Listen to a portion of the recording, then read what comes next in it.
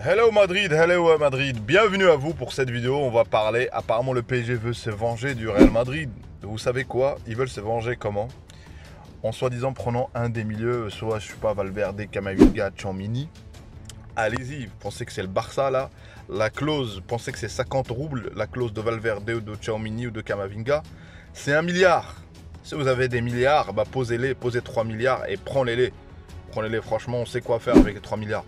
Donc le PSG veut se venger, mais la seule chose que a besoin le PSG avec ce club où on apprend que même Enrique commence à s'énerver. Il n'a même pas commencé la saison, où il atterrit, où il voit que ce club-là, tout ce qu'on te raconte, et quand tu vis le PSG, il faut le subir pour savoir c'est quoi le PSG. J'ai dit que dans ce club-là, la plupart des joueurs, quand ils signent, ils stagnent. Ils stagnent, ils stagnent, et tu ne progresses pas. Donc tu ne progresses pas. Donc pour être honnête avec vous, le PSG a besoin d'un psychiatre. Chaque entraîneur qui signe, il faut qu'il prenne un psychiatre. Il signe un psychiatre qui le suit toute l'année.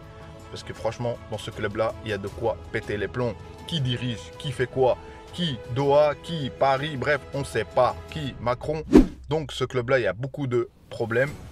Concernant nous, l'opération Kylian Mbappé, pour être honnête avec vous, on dit que c'est bien que le Real Madrid attend. Mais jusqu'à quand? Parce que après le 15, si le 15 août l'opération Mbappé n'est pas faite, le temps ne joue plus en notre faveur. Le temps ne sera pas en notre faveur concernant Kylian. Parce qu'après le 15, le PSG risque de faire les têtus et ils sont capables. On sait très bien que c'est pas l'argent. Très bien, c'est soi-disant pour sauver la face. Mais bon, espérons que ça se résout rapidement. Donc placez-vous, place à la vidéo les amis. Donc voilà, je commence. Concernant le PSG qui veut se venger, et j'ai dit que quoi, ils ont besoin plus d'un psychiatre. Ce club a besoin d'un psychiatre pour gérer le club. Se venger quoi? Sans nous prendre nos joueurs. Vous savez très bien que Florentino, quand il signe des contrats, on sait très bien qu'il sait ce qu'il fait. Donc il y a une clause de 1 milliard. Moi, j'ai une proposition pour le PSG. On a Mendy, on a Carvajal et on a Vasquez. Et Carvajal sous sérum. Et Mendy à l'infirmerie, bon, si vous voulez prendre ces joueurs-là, prenez-les, parce qu'ils seront peut-être plus utiles au Paris Saint-Germain. Peut-être c'est ce genre de joueurs qu'ils ont besoin, le PSG. Donc prenez-les et laissez-nous avec, et donnez-nous notre argent, et nous on sait quoi faire avec notre argent. Donc vous aurez ni Tchouaméni, ni Valverde, ni Camavinga. Donc voilà, ça c'est clos. Concernant Enrique, apparemment il revient de tournée, il dit que peut-être le problème est réglé, peut-être que ça y est, tout est réglé, Dembélé, tout est fait, et le cas, surtout le cas Kylian Mbappé, qu'est-ce qu'on fait? On le laisse sur le banc, on prolonge, on prolonge pas, il voit que c'est pas réglé. Donc il voit que il y a des choses, il y a d'autres paramètres, d'autres facteurs au PSG qu'il faut prendre en compte. Le facteur que il y a plusieurs dirigeants, il y a plusieurs forces. Voilà, toi tu es là, tu as signé, tu as ton argent. À un moment donné, tu te tais. Si tu n'es pas content, tu pars. Donc voilà, il y a ça, ce que j'ai lu un article sur ça. Apparemment que voilà, il est mécontent, Luis Enrique. Et nous, concernant l'opération Kylian, bah, il faut que, pour moi, c'est pas possible que le Real Madrid n'en parle pas. Pour moi, c'est fait. Parce que je ne vois pas le Real Madrid attendre. Oui, ils attendent, mais c'est pas révélé. Mais je pense qu'il y a déjà un préaccord, pas avec avec Kylian. Je pense que c'est réglé verbalement, je sais pas, mais avec le Paris Saint-Germain. Parce que je ne vois pas le Real Madrid attendre le 15 août pour potentiellement voilà, faire baisser le prix ou pas, parce qu'après le 15 août, je pense que tu ne fais pas baisser le prix. Après le 15 août, je pense que le PSG, tu lui fais une proposition de 120, il va te dire non. Une proposition de 150, il va te dire non. Une proposition de 200, il va te dire non.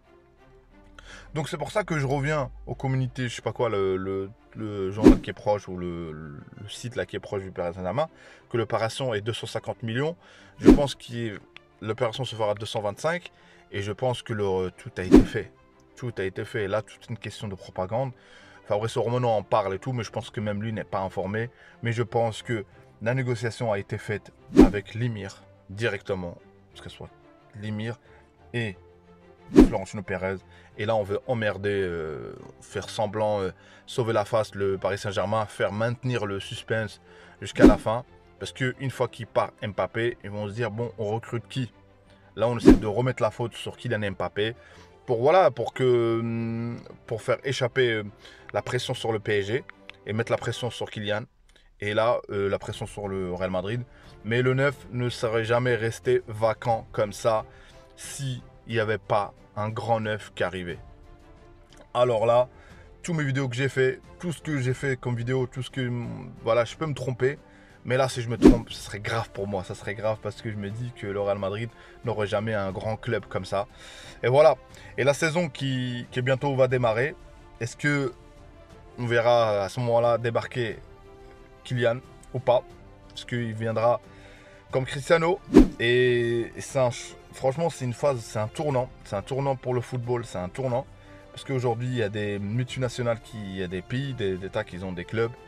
Et le Real Madrid, qui fait partie des clubs qui a réussi à tenir, le Barça qui a du mal, le Milan, ils ont fait soi-disant cette saison, mais tous ces clubs-là ne sont plus là, c'est surtout les clubs anglais qui sont là.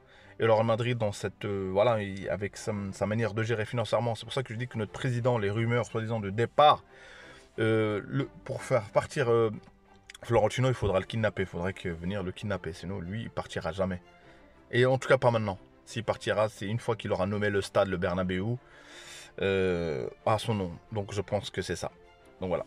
Les amis, mon analyse concernant ce sujet-là, dites-moi vous, est-ce que vous êtes craintif de maintenir le suspense, le tic-tac jusqu'à la fin, ou je me dis que après le 15, c'est risqué s'il n'y a rien fait, ou je me dis comme moi, mon avis c'est ça, c'est que c'est fait les amis. C'est fait, il reste quelques détails je pense, il y a toujours des détails, hein. Il reste 1%. Et les 1%, c'est vrai que ça peut jouer. Ça peut jouer. Et le Real n'aura jamais laissé le 9 vacant comme ça, gratuitement. Ça aussi.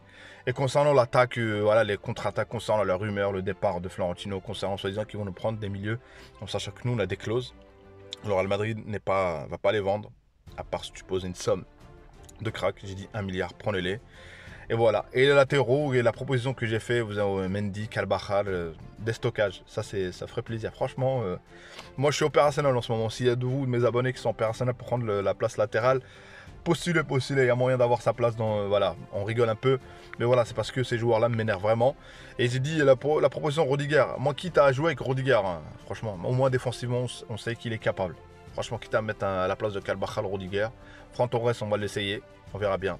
Et Mendy, je veux plus qu'il joue. Mendy, j'espère qu'il jouera pas en tout cas. C'est pas moi qui décide, mais en tout cas, c'est mon avis. Merci à vous pour vos abonnements.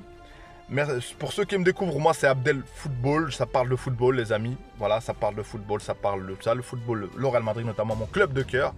L'Afrique. Je parle de mon pays aussi et je parle de tous les autres pays. Vous, dites-moi vos origines, voilà ce que voilà. En tout cas, ce qui nous réunit sur cette chaîne, c'est la passion du football, c'est le partage. C'est voilà, le football, ça fait plaisir. Le football, quand on en parle, on sait très bien que c'est un jeu, mais on parle tellement avec une passion, avec une envie, qui fait que voilà, ça nous procure des émotions. Et là, j'ai hâte. Et franchement, ce mercato-là, c'est rare. Hein, où honnêtement, où je suis avec impatience d'attendre que le football commence. On voit que le football, c'est dans notre quotidien, c'est tous les jours, ça doit être là. Donc voilà. Mettez le petit like si vous avez apprécié. Vos commentaires si vous n'êtes pas d'accord avec moi. Et voilà, abonnez-vous si vous avez vraiment apprécié le contenu. Vous voulez voir d'autres contenus de Abdel Foot. Ciao, ciao. À une prochaine vidéo, les amis.